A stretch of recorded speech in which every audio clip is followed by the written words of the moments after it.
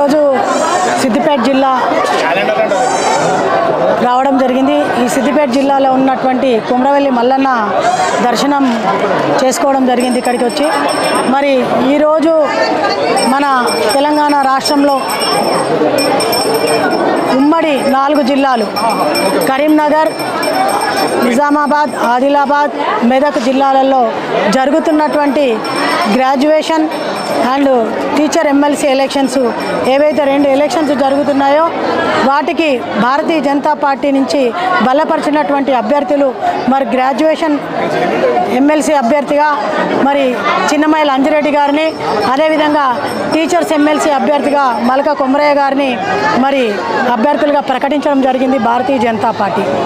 మరి ఈరోజు వారికి ఈ 4 ఉమ్మడి జిల్లాలలో మెండుగా ఆశీర్వదించి గెలిపించి శాసన మండలికి పంపించాలని చెప్పి ఈరోజు ప్రజలు కంకణం కట్టుకున్నటువంటి తీరును మనం చూస్తూ ఉన్నాం.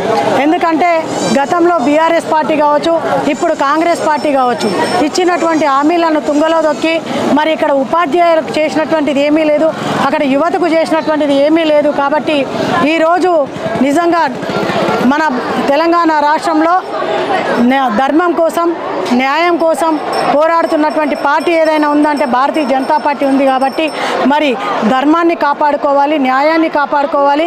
మరి ఈరోజు కేంద్రంలో ఉన్నటువంటి మన ప్రధానమంత్రి నరేంద్ర మోదీ గారు కూడా ఈరోజు మన తెలంగాణ రాష్ట్రంలోనే కాదు దేశవ్యాప్తంగా కూడా ఈరోజు మన భారతదేశం ఎక్కడో ఉన్న భారతదేశాన్ని మరి 5వ స్థానంలోకి తీసుకొచ్చి నిలబెట్టడం జరిగింది. రాబోయే రోజులలో కూడా ఈ దేశాన్ని మన మొదటి స్థానంలో ఉంచడానికి ప్రయత్నం చేస్తూ ఉన్నారు.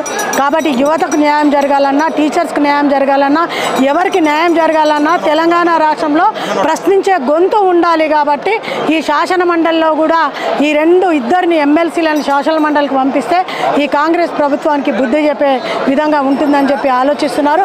కాబట్టి ఈ యొక్క 4 జిల్లాలో ఉన్నటువంటి ఉపాధ్యాయ ఎలక్షన్లలో ఉపాధ్యాయుల ఓటు కానీ గ్రాడ్యుయేషన్